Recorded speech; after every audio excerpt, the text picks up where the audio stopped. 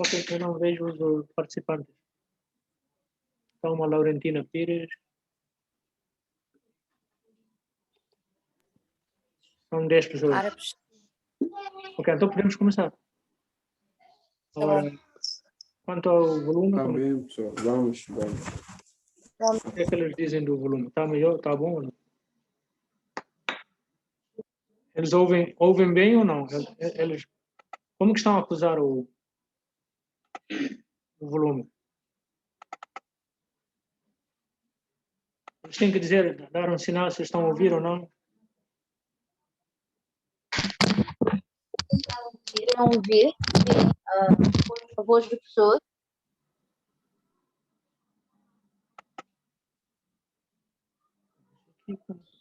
Estamos a ouvir, pessoal. Quando tens não chames bem, vou tentar perguntas repetidas. Está bem.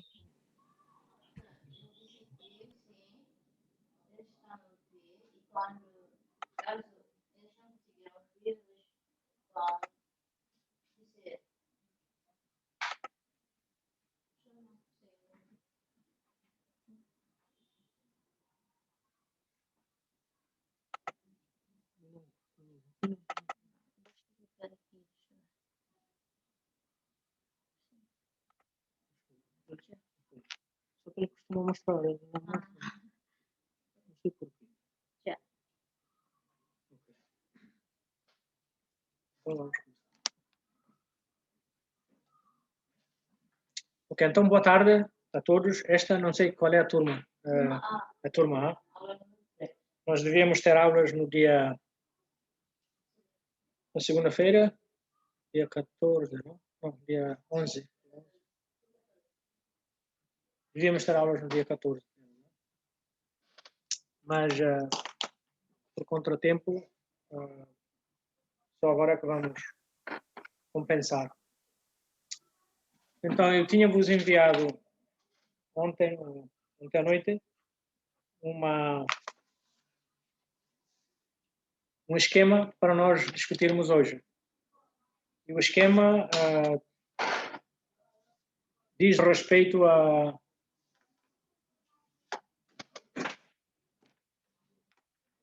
aquilo que eu tinha explicado antes, a relação entre direito e lei. Numa tentativa de nós diferenciarmos a grande amplitude do direito enquanto ciência jurídica e a lei enquanto num âmbito menor que a ciência jurídica, no sentido de concretização, ou proposta de concretização do direito conforme os contextos sociais, conforme a situação, prioridade de uma comunidade jurídica, de um estado, de um país, de um ordenamento jurídico. Então, estão a ver que, para além daquelas definições que nós expomos aqui da vez passada, expusemos aqui da vez passada, sobre o direito e o direito penal, agora vamos ampliar um bocado o nosso horizonte para captar bem o sentido desses conceitos, né? Direito como ciência jurídica, de lei como parte do ordenamento jurídico, de um Estado, a relação entre eles. Então, no esquema que eu vos enviei, eu fiz aquele boneco, estrutura, digamos assim, em que no ponto mais elevado coloquei doutrina, dogma, ciência jurídica, princípios universais. significa que é um dos sentidos do direito. Mas aqui o sentido do direito de uma forma universal. De uma forma universal. Agora vamos lá dar um exemplo para podermos entender. Por exemplo, quando nós falamos de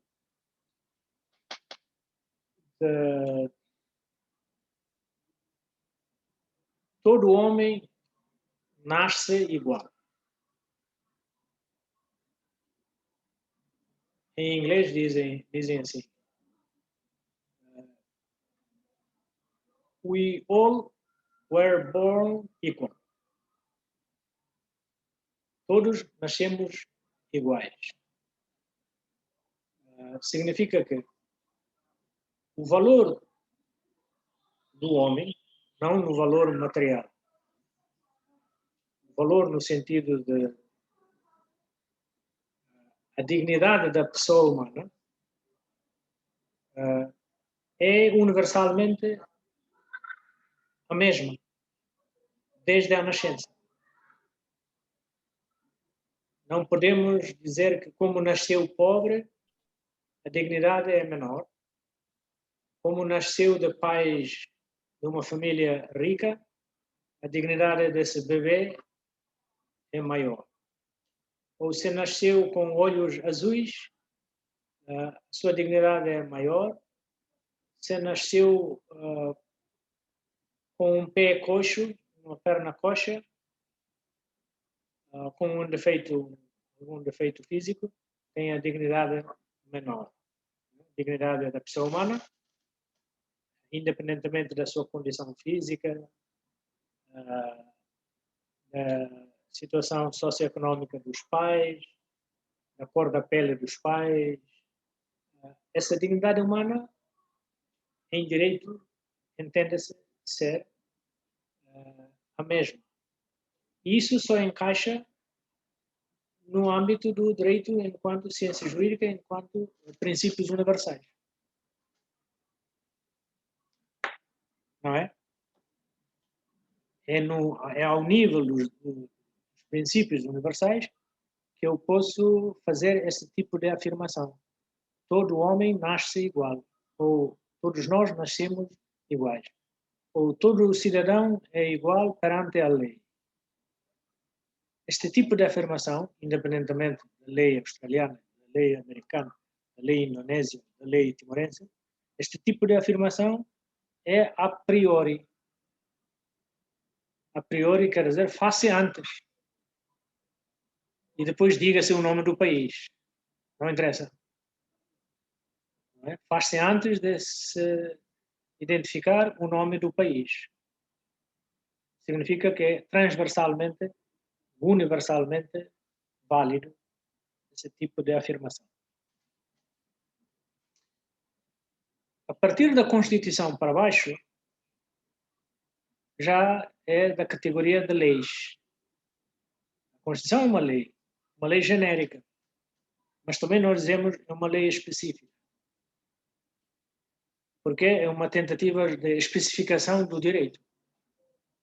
Porque é uma tentativa de concretização daquele direito enquanto ciência jurídica, enquanto princípios universais. Por isso é que cada país, cada Estado independente constrói a sua Constituição. Isto é, faz uma proposta de concretização do direito universal. Do direito enquanto princípios universais, do direito enquanto doutrina, do direito enquanto ciência jurídica. E então a Constituição é uma proposta de vida jurídica. É uma proposta. É um projeto do Estado. Pode ser aceito, pode ser rejeitado algum dia. Algum dia os deputados reúnem número suficiente, alteram a Constituição, fazem a revisão constitucional, significa que tem outra proposta. E essa outra proposta também tem justificação no direito universal, o direito enquanto ciência jurídica, o direito enquanto princípios universais. Portanto, significa que a Constituição, que é uma lei, é uma tentativa de captar, é uma tentativa de interpretação, é uma tentativa de concretização, conforme o seu contexto próprio, no tempo e no espaço, daquela noção genérica, universal, transversal, que é o direito. Então, o direito aqui tem um sentido amplo. Nem sequer falamos ainda do direito subjetivo. Né? Nem sequer falamos ainda do direito objetivo. Nem sequer falamos ainda do direito enquanto processos judiciais, enquanto sentido de justiça dentro do ordenamento jurídico. Então, estamos a falar apenas da existência dos princípios universais que o avanço do conhecimento achou conveniente que se chame por direito, que não se chame por filosofia, que não se chame por economia, que não se chame por medicina, por exemplo. Deu-lhe o nome de direito. Portanto, o conhecimento no início era tudo filosofia.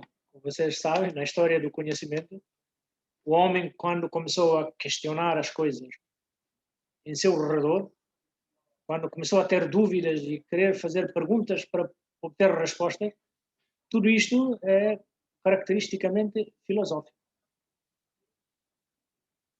O homem filosófico é o homem que está inquieto com aquilo que vê, com aquilo que sente, com aquilo que o rodeia, não é? Com os fenómenos naturais, fenómenos físicos, e ele quer saber a razão porquê. E essa atitude é uma atitude filosófica. Então, no início, tudo era filosofia. Mas então, filosofia abrangia tudo o que tem a ver com conhecimento. Mas não dá. Porque o homem, para penetrar profundamente no conhecimento, tinha de arrumar o conhecimento em compartimentos. Tinha de arrumar o conhecimento em porções, em áreas de interesse. E por aí penetrava. Portanto, quem estuda medicina vai mesmo até as especialidades, ramos da especialização. Quem estuda economia também vai por aí até os ramos da especialização. Quem estuda política vai por aí até os ramos da especialização. Assim em diante. Então há todo um conjunto que se chama direito. E depois, dentro do próprio direito, vai haver direito público, direito privado, depois há esses departamentos todos, compartimentos todos, direito constitucional, direito administrativo, direito penal, direito comercial, etc, etc. Então, tudo isso é obra humana, é a sistematização do conhecimento em função do avanço do próprio conhecimento. Portanto, assim como o conhecimento em geral era muito amplo, agora o conhecimento cada vez mais específico vai ficando cada vez mais especializado, estreito, né, para permitir a penetração até grandes profundidades, qualquer ramo de conhecimento. E então essa doutrina, esse dogma, essa ciência jurídica, esse conjunto de princípios universais, é que deram a possibilidade para cada Estado organizar-se juridicamente e no topo desse edifício jurídico, no topo dessa construção jurídica, no topo desse ordenamento jurídico está a Constituição.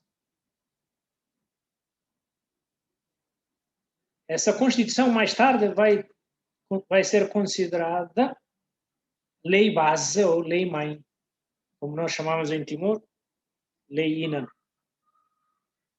E nesse aspecto, essa lei INAN é que é o mais amplo, é o mais alargado, né? Com base na qual todas as leis infraconstitucionais, todas as leis abaixo da Constituição, vão beber. É como uma fonte que todos vão buscar para matar a sede.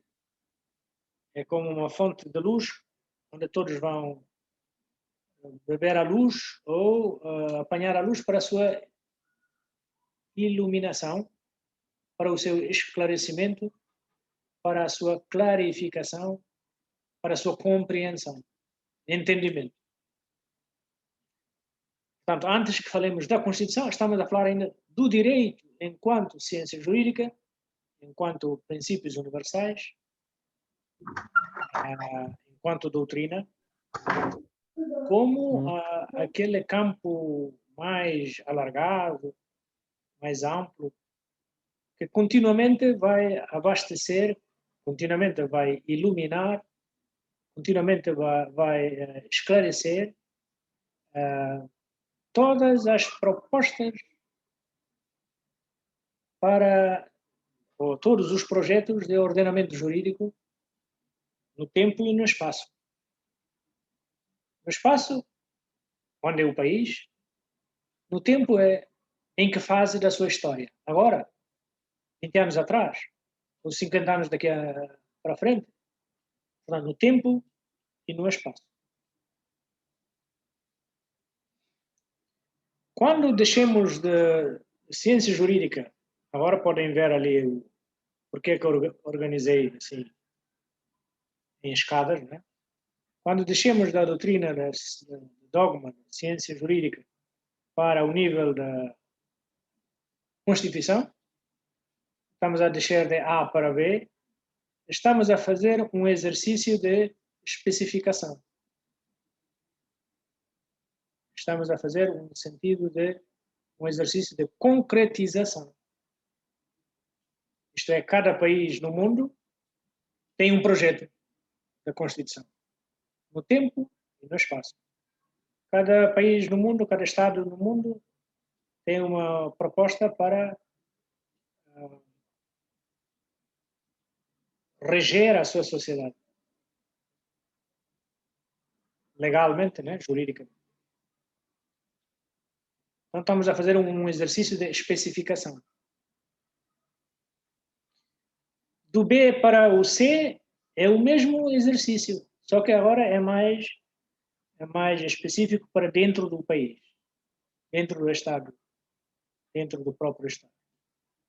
Então a lei base seria a lei INAN seria a Constituição, aqui nesse caso é a RDTL, e abaixo deste nível, que é o geral, o topo, temos as leis infraconstitucionais. Nós aqui em Timor conhecemos mais infraestruturas. As infraestruturas. Não é? Aqui nós chamamos leis infraconstitucionais, quer dizer, estão abaixo da Constituição. Leis que o Parlamento Nacional emite, decreto-leis que o Governo, por autorização do Parlamento, emite, ou decreto-leis que o Governo toma a iniciativa de fazer, mas que se sujeita à aprovação do Presidente da República.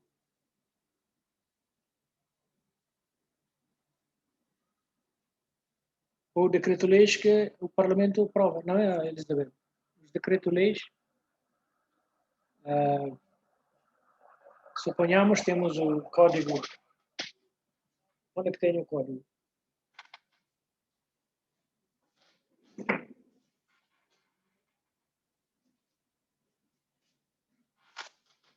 Tenho aqui o código, não é?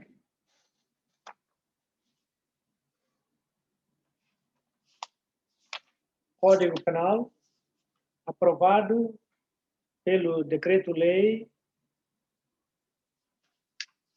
19 19/2009, de 8 de abril, com base na autorização legislativa conferida pela Lei 13/2008, 13 de outubro, e alterado pela Lei 6/2009, 15 de julho. Quando se trata de leis... Desculpa outra vez, professor. Não tem que escrever, mas é para dizer que o governo toma a iniciativa de fazer decreto-lei, não é? Será depois e o Parlamento Nacional é que faz as leis, não é? Tudo passa pelo Presidente da República, que promulga, não é? Neste caso, o Código Penal, o governo, por autorização do Parlamento, fez o decreto-lei que aprova o nosso Código Penal. Mas não tem que saber os pormenores, não tem importância. Você mais tarde vai... Nós não podemos decorar o número, as datas de todas as leis. Quando for de interesse, vamos ver. E então, quando deixemos de A para B, já fizemos um exercício de concretização, um exercício de especificação. Por quê? Porque cada Estado tem o seu projeto próprio, né? A Constituição da RTL serve os timorenses, não vai servir os australianos, não vai servir os indonésios, por exemplo. Mas tanto os australianos, tanto os indonésios como os timorenses, todos, ao fazerem a sua Constituição, referem-se ao direito. E esse direito aqui é universal. E para ilustrar essa universalidade, eu dei um exemplo de, por exemplo, aqueles princípios de que o homem nasce igual, todo homem nasce igual. We all were born equal, as equals, equal. Isto só é possível se todos nós concebermos a validade universal de certos princípios. Não é? Hoje em dia, cada vez mais se constroem os princípios da justiça, da não discriminação entre homem e mulher. Tudo isso se vai tornando cada vez mais princípio ou integra o conjunto dos princípios universais. Cada vez mais já não se tolera. E ficam cada vez mais isoladas, cada vez mais censuradas as sociedades, os países, as comunidades que continuam ou que teimam em praticar a discriminação sistemática entre homens e mulheres, entre filhos e filhas, não é? Cada vez mais. Então, cada vez mais a humanidade marcha para a vivência prática do respeito pela igualdade entre homem e mulher, homens e mulheres. Lá haverá um resíduo de reserva, lá haverá um conjunto de aspectos em que não se pode generalizar. Por exemplo, há coisas que só as mulheres podem fazer, não é? E aí as mulheres reclamam os seus direitos que os homens não podem reclamar. Por exemplo, as senhoras, por natureza, por nascença, só elas podem procriar. As meninas. Só a mulher é que pode procriar. Não é o homem. Então o homem, a certa altura, não pode estar a reclamar certos privilégios associados, certos direitos associados ao facto da maternidade, né? A maternidade que uma mulher tem por natureza. E assim, várias coisas residuais que também a mulher não pode reclamar, coisas muito peculiares dos homens. Mas na generalidade, na vivência da relação humana, cada vez mais a humanidade marcha para o respeito da igualdade entre homens e mulheres. O que é que me permite fazer essa afirmação é que há, a certo nível, essa validade universal. Há qualquer coisa que toca na minha consciência que diz que isto deve valer independentemente da raça, independentemente da cultura, independentemente da religião, qualquer coisa que tem que valer, desde que sejamos seres humanos, qualquer coisa que tem que valer para todos nós. Então é aí que juridicamente se coloca o direito. No âmbito do campo jurídico, aí se coloca aquele direito universal. Quando descemos do B para o C, fazemos o mesmo exercício, o exercício de concretização, de especificação, em que partimos do mais geral para o mais específico, do mais abstrato para o mais concreto. Não é? Portanto, na Constituição diz que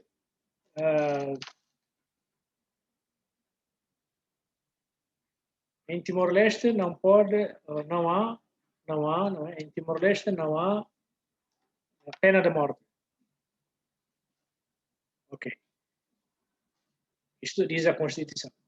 Depois, as leis abaixo da Constituição também manifestam o respeito, o cumprimento desse princípio constitucional, deste desidrato constitucional, deste mandato constitucional. Portanto, o Código Penal não pode contrariar este princípio consagrado na Constituição e adotar para um artigo seu dizendo que quem matar outro